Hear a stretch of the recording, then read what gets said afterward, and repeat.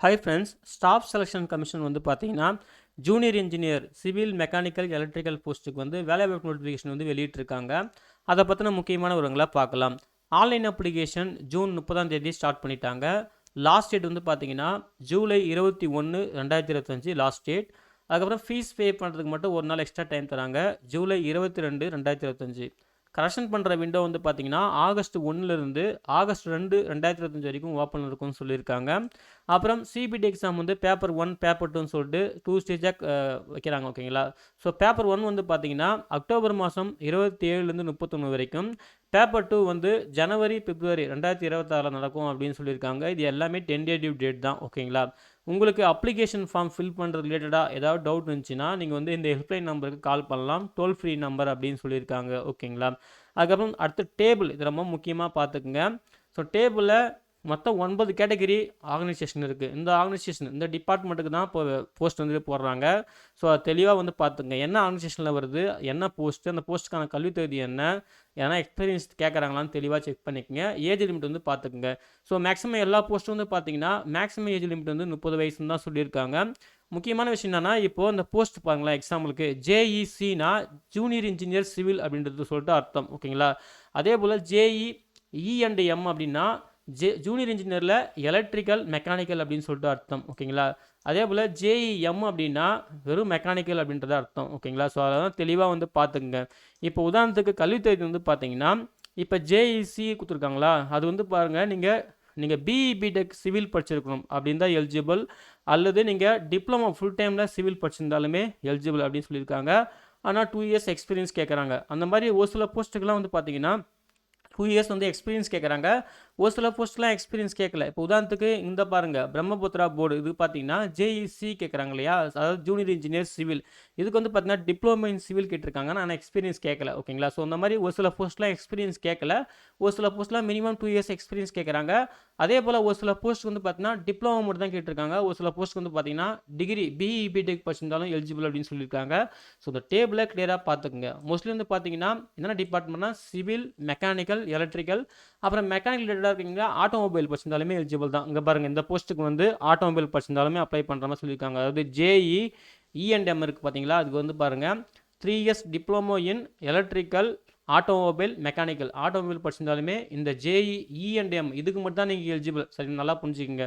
So இந்த இவங்களும் apply பண்ணலாம் அப்படின்னு சொல்லியிருக்காங்க. ஸோ இந்த நோட்டிஃபிகேஷனை நீங்கள் இந்த டேபிளை கிளியராக பார்த்துக்குங்க, அது ரொம்ப நல்லது.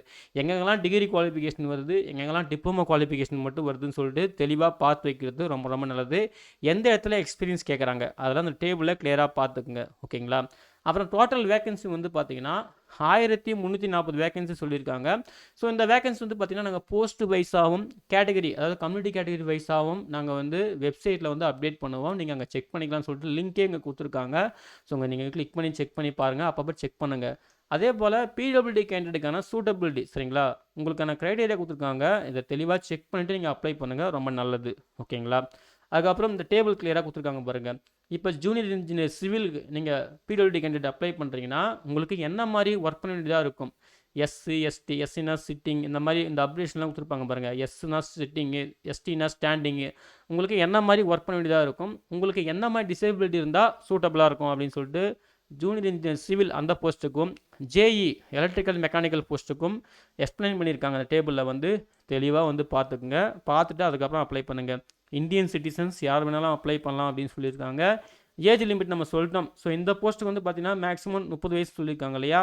ஸோ ஒரு சில போஸ்ட்டுக்கு 32 வயசு இருக்கும். ஸோ அதுக்கான ஏஜ் லிமிட் தெளிவாக பார்த்துக்குங்க. டேட் ஆஃப் பர்த்து எந்த டேட் ஆஃப் பர்த் வரைக்கும் அந்த லிமிட் இருக்கணும் அப்படின்னு சொல்லிட்டு கொடுத்துருக்காங்க. ஓகேங்களா? அப்புறம் ஏஜ் லிமிட்டில் ஏஜ் ரிலாக்ஸேஷனுமே இருக்குது. எஸ்சி எஸ்டியில் 5 இயர்ஸ் சொல்லியிருக்காங்க. ஓபிசிக்கு 3 இயர்ஸ் சொல்லியிருக்காங்க. பிடபிள்யூடி கேண்டிடேட்டுக்கு கம்யூனிட்டி வைஸாக சொல்லியிருக்காங்க 10 இயர்ஸ் டு 15 இயர்ஸ் சொல்லியிருக்காங்க. எக்ஸர்வீஸ் மேனுக்கு 3 இயர்ஸ் சொல்லியிருக்காங்க. டிஃபென்ஸ் பர்சனல் ஃபேமிலி பர்சன்ஸ்க்கு வந்து 3 இயர்ஸ் சொல்லியிருக்காங்க. அதுக்கப்புறம் வந்து பார்த்தீங்கன்னா அதிலே டிஃபென்ஸ் பர்சனலில் டிசேபிள்டு, ஓகேங்களா, பிடபிள்யூடி கேண்டிடேட்டுக்கு வந்து அப் டு 8 இயர்ஸ் வரைக்கும் சொல்லியிருக்காங்க எஸ்சி எஸ்டி கேண்டிடேட்டுக்குன்னு சொல்லிட்டு. ஸோ இந்த டேபிளையும் நீங்கள் கிளியராக பார்த்துக்குங்க. உங்களுக்கான ஏஜ் ரிலாக்ஸேஷன் இருக்கான்னு செக் பண்ணிக்கோங்க. ஓகேங்களா? மேற்கொண்டு வந்து பார்த்தீங்கன்னா சர்டிஃபிகேட் ஃபார்மேட் பார்த்தின விஷயம் கைட்லைன்ஸ் கொடுத்துருக்காங்க, அதுலேயும் கிளியராக செக் பண்ணிக்கோங்க. சரிங்களா? அப்புறம் கம்ப்ளீட்டாக வந்து ஆன்லைன் மோட் தான் அப்ளை பண்ணணும். ஆஸ் யூஷுவல் எஸ்எஸ்சி ஃபார்மேட் தான். ஒன் டைம் ரெஜிஸ்ட்ரேஷன், அப்புறம் ஆன்லைன் அப்ளிகேஷன் ஃபில் பண்ணணும். அதுக்கான லிங்க்லாம் கொடுத்துருக்காங்க. அதே போல் டீட்டெயில் இன்ஸ்ட்ரக்ஷன் அன்னெக்ஸ் 3ல கொடுத்துருக்கோம். செக் பண்ணிவிட்டு அப்ளை பண்ணுங்கள் அப்படின்னு சொல்லிட்டு கொடுத்துருக்காங்க. அதையும் பார்த்துக்குங்க. ஃபீஸ் வந்து பார்த்திங்கன்னா ₹100 வந்து பே பண்ணுற மாதிரி இருக்கும். உமன் கேண்டிடேட், அதுக்கப்புறம் SC ST PWD candidate, ex serviceman, இவங்களுக்குலாம் ஃபீஸ் கிடையாது. இவங்களை தவிர்த்து மற்ற எல்லாருக்கும் அந்த ₹100 ஃபீஸு. நீங்கள் அதை ஆன்லைன் மோட் தான் பே பண்ணணும் அப்படின்னு சொல்லியிருக்காங்க. கரெக்ஷன் பண்ணுற விண்டோ ஓப்பன் ஆகும் இல்லையா, ஆன்லைன் அப்ளிகேஷன்லாம் க்ளோஸ் ஆகிடும். அப்புறம் கரெக்ஷன் பண்ணுற விண்டோ ஓப்பன் பண்ணுவாங்க. அப்போ நீங்கள் கரெக்ஷன் பண்ணிக்கலாம். ஆனால் நீங்கள் ஃபஸ்ட் டைம் கரெக்ஷன் பண்ணுறீங்கன்னா உங்களுக்கு ₹200. இதுக்கு வந்து எல்லாருமே பே பண்ணணும், சரிங்களா? உமன் எஸ்சி எஸ்டி கேண்டிடேட் இருந்தாலும் பே பண்ணணும். அதனால் ஃபஸ்ட் டைம் அப்ளை பண்ணும்போதே மிஸ்டேக் இல்லாமல் அப்ளை பண்ணுங்கள். நீங்கள் ஃபஸ்ட் டைம் கரெக்ஷன் பண்ணிங்கன்னா ₹200, செகண்ட் டைம் கரெக்ஷன் பண்ணுறீங்கன்னா ₹500, சரிங்களா? ஸோ கேர்ஃபுல்லாக ஃபஸ்ட் டைம் அப்ளை பண்ணும்போதே மிஸ்டேக் இல்லாமல் அப்ளை பண்ணுறங்க. அதுவும் ரொம்ப நல்லது, சரிங்களா? கரெக்ஷன் சார்ஜை அவாய்ட் பண்ணுறங்க. அப்புறம் எக்ஸாம் சென்டர் கொடுத்துருக்காங்க, ஓகேங்களா? ரீஜன் வைஸ் கொடுத்துருக்காங்க. இந்த டேபிள் கிளியராக செக் பண்ணிக்கலாம். ஃபஸ்ட்டு எக்ஸாம் சென்டர் இருக்கும், சென்டருக்கான கோட் இருக்கும் ஃபஸ்ட்டு காலத்தில். செகண்ட் காலத்தில் வந்து பார்த்தீங்கன்னா அது என்ன ரீஜனில் வருது. தேர்ட் காலம் வந்து பார்த்தீங்கன்னா அந்த ரீஜனோட ஹெட் ஆஃபீஸ் வந்து எங்கே இருக்குது, அதோட அட்ரஸு, வெப்சைட் லிங்க் கொடுத்துருப்பாங்க. ஸோ இதில் வந்து பார்த்திங்கன்னா நம்ம சதர்ன் ரீஜனில் வரும். சதர்ன் ரீஜனில் புதுச்சேரி, தமிழ்நாடு வரும். ஸோ சென்டர் வந்து பார்த்திங்கன்னா புதுச்சேரி, சென்னை, கோயம்புத்தூர், மதுரை, சேலம், திருச்சிராப்பள்ளி, திருநெல்வேலி, வெள்ளூர், கிருஷ்ணகிரின்னு சொல்லிட்டு வேரியஸ் லொக்கேஷன்ஸ் கொடுத்துருக்காங்க. உங்களுக்கு கன்வீனியன்ட் ஆகிற லொக்கேஷன்ஸ் ஏதாவது 3 சென்டர்ஸ் வந்து கொடுங்க, சரிங்களா? உங்கள் ப்ரெஃபரன்ஸ் வந்து முன்னுரிமை கொடுங்க அப்படின்னு சொல்லியிருக்காங்க. ஸோ இது வந்து பார்த்தீங்கன்னா நம்ம சதர்ன் ரீஜனு. நமக்கு ஹெட் ஆஃபீஸ் வந்து பார்த்தீங்கன்னா சென்னை, அதுக்கான அட்ரஸ் கொடுத்துருக்காங்க, வெப்சைட் லிங்க் கொடுத்துருக்காங்க. ஸோ தெளிவாக நோட் பண்ணிக்கோங்க இந்த நோட்டிஃபிகேஷன்ஸ்லாம், சரிங்களா? எக்ஸாம் ஸ்கீம் கொடுத்துருக்காங்க, பேப்பர் 1, பேப்பர் 2க்கு, ஓகேங்களா? ஸோ பேப்பர் 1க்கு எப்படின்னு சொல்லிட்டு எக்ஸாம் ஸ்கீம் கொடுத்துருக்காங்க. டோட்டலாக வந்து பார்த்தீங்கன்னா 2 டாப்பிக்கு 100 கொஸ்டின் 100 மார்க்ஸ் சொல்லியிருக்காங்க. 2 ஹவர்ஸ் வந்து எக்ஸாம் டைம் சொல்லியிருக்காங்க, சரிங்களா? அதுக்கப்புறம் வந்து பார்த்தீங்கன்னா பேப்பர் 1லேயே வந்து சப்ஜெக்ட் பேப்பர் வரும். ஸோ ஃபஸ்ட்டு வந்து பார்த்தீங்கன்னா ஜென்ரல் ஸ்டடீஸ் மாதிரி, செகண்டாக வந்து பார்த்தீங்கன்னா சப்ஜெக்ட் பேப்பர் வரும். Civil, electrical, mechanical. சிவில்னா பார்ட் ஏன்னு சொல்லுவாங்க, எலக்ட்ரிக்கல் டிபார்ட்மெண்ட்னா பார்ட் பின்னு சொல்லுவாங்க, மெக்கானிக்கல் டிபார்ட்மெண்ட்னா பார்ட் சின்னு சொல்லுவாங்க. ஸோ அந்த part A, part B, part சின்னு சொல்லிட்டு தெளிவாக பார்த்துக்குங்க. நீங்கள் ஏதாவது ஒரு பேப்பர் தான், உங்கள் குவாலிஃபிகேஷன் என்னவோ, உங்கள் டிபார்ட்மெண்ட் என்னவோ அந்த டிபார்ட்மெண்ட் தான் நீங்கள் பேப்பர் எழுதணும். சப்போஸ் நீங்கள் ஆட்டோமொபைல் வந்தீங்கன்னா நீங்கள் மெக்கானிக்கல் பேப்பர் தான் எழுதுகிற மாதிரி இருக்கும், சரிங்களா? அதாங்க தெளிவாக கொடுத்துருக்காங்க. இதில் 100 கொஸ்டின் வரும், 100 மார்க்ஸ் சொல்லியிருக்காங்க, சரிங்களா? அப்புறம் பேப்பர் 2 வந்து பார்த்தீங்கன்னா அதுவுமே சிபிடி பேஸ்டு தான். இதுலேயுமே வந்து பார்த்தீங்கன்னா part A, part B, part C. Part ஏனா சிவில் ஸ்ட்ரக்சரல் அவங்க வருவாங்க, பார்ட் பினா எலக்ட்ரிக்கல் டிபார்ட்மெண்ட் வருவாங்க, பார்ட் சினா மெக்கானிக்கல் டிபார்ட்மெண்ட் வருவாங்க, ஓகேங்களா? ஸோ உங்களுக்கு வந்து பார்த்தீங்கன்னா மேக்ஸிமம் 100 கொஸ்டின், மேக்ஸிமம் மார்க்கு 300. அப்போ ஒரு கொஸ்டினுக்கு 3 மார்க் அப்படின்ற மாதிரி 2 ஹவர்ஸ் வந்து எக்ஸாம் டைம் அப்படின்னு சொல்லியிருக்காங்க, சரிங்களா? ஸோ தெளிவாக பார்த்துக்குங்க. அதே போல் கொஷின் பேப்பர் வந்து பார்த்திங்கன்னா ஹிந்தி, இங்கிலீஷ் அந்த 2 வெர்ஷன் மட்டும் தான் இருக்கும் அப்படின்னு சொல்லியிருக்காங்க.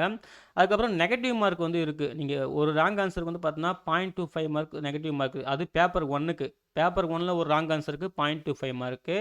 பேப்பர் 2 ரைட் பண்ணிங்கன்னா ஒரு ராங் ஆன்சருக்கு 1 மார்க்கு வந்து ரெடியூஸ் பண்ணுவாங்க. ஸோ கேர்ஃபுல்லாக ஹேண்டில் பண்ணுங்கள், ஓகேங்களா?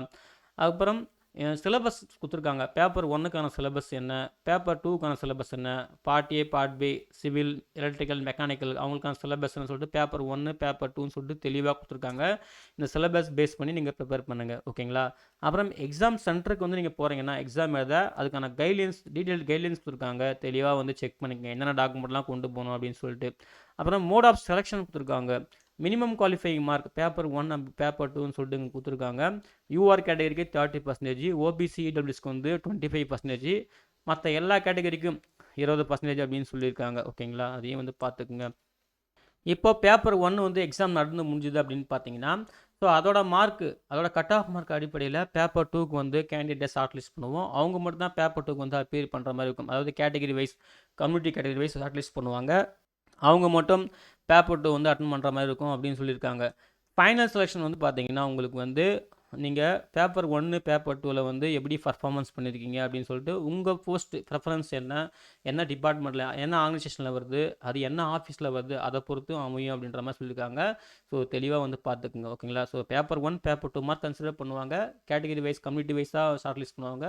நீங்கள் என்ன போஸ்ட்டு ப்ரிஃபரன்ஸ் பண்ணுறீங்க, என்ன ஆர்கனைசேஷனில் வருது, அதை பொறுத்து தான் அமையும் ஃபைனல் செலெக்ஷன், சரிங்களா? அதுக்கப்புறம் மெடிக்கல் எக்ஸாம்லாம் இருக்குது. ஃபிசிக்கல், மெடிக்கல், எஜுகேஷன் ஸ்டாண்டர்ட் இந்த மாதிரிலாம் நாங்கள் வந்து க்ரைட்டேரியா வைப்போம். அதெல்லாம் நீங்கள் வந்து கண்டிப்பாக ஃபிட் ஆகணும், பாஸ் ஆகணும், அப்போ தான் உங்களுக்கு அப்பாயின்மெண்ட் கிடைக்கும் அப்படின்ட்டு இருக்காங்க. அதையும் வந்து பார்த்துக்குங்க, சரிங்களா?